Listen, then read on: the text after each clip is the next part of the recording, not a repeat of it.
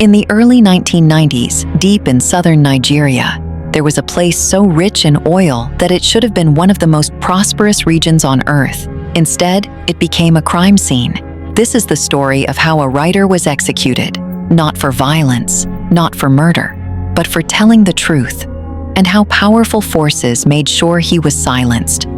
This is the true crime story of Ken Saro-Wiwa. The Niger Delta is home to millions of people.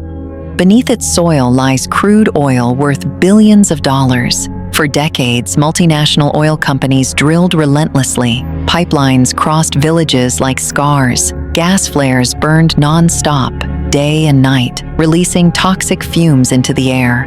Rivers turned black with oil. Fish floated dead. Farmland stopped producing crops. Children drank poisoned water. But while the land was dying, the money was flowing away from the people who lived there. Ken Saro-Wiwa was not a militant.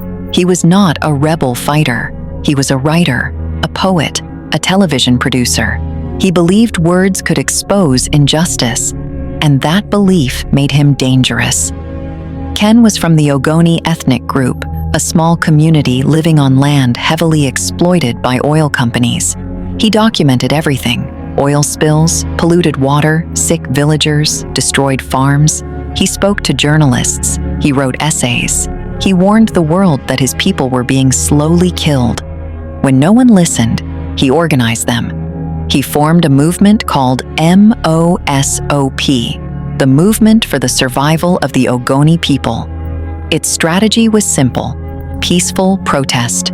No guns, no violence, no sabotage.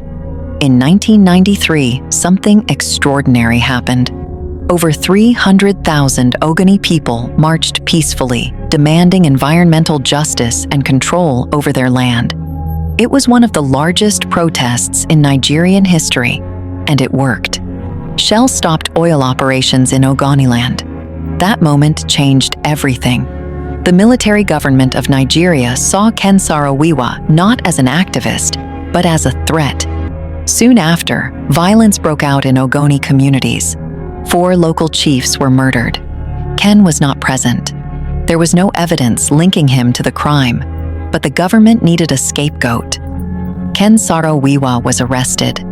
What followed was not a trial, it was a setup. The court was controlled by the military. Witnesses later admitted they were bribed and threatened to testify against Ken. Evidence was fabricated. His lawyers were harassed. Requests for fair procedures were ignored. Human rights groups called it a sham. The world began to watch. International leaders begged for his release. Presidents sent messages. Nelson Mandela personally intervened. The Pope appealed for mercy. The Nigerian government ignored them all.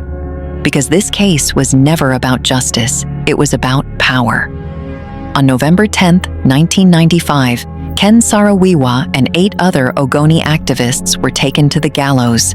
They were executed by hanging. No delay, no pardon, no mercy. Ken's final words were calm but chilling. "Lord, take my soul, but the struggle continues." With that, a writer was killed for using his voice.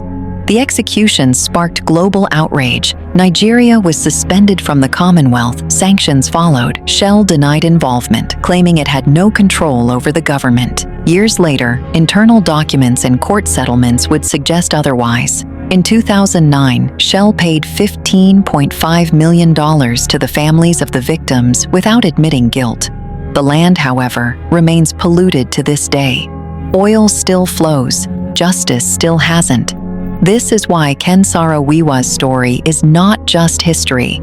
It is a true crime. A man exposed environmental destruction. A corporation protected profits. A government eliminated a problem. And the weapon used was not a gun. It was the law.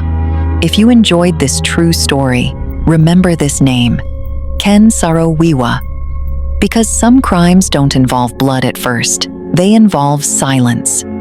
This is African Flow Story. Follow and subscribe for more.